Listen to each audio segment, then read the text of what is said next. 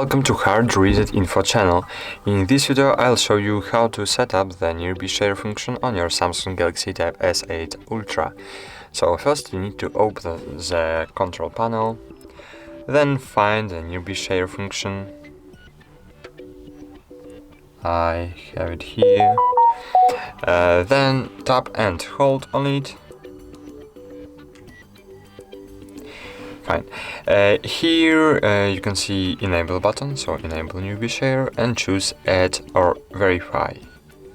Scroll down, choose yes I'm in. Cool.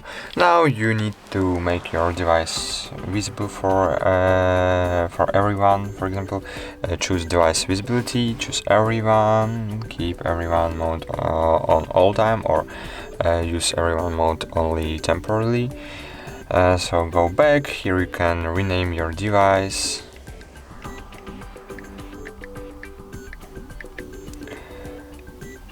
And choose rename device, you don't see.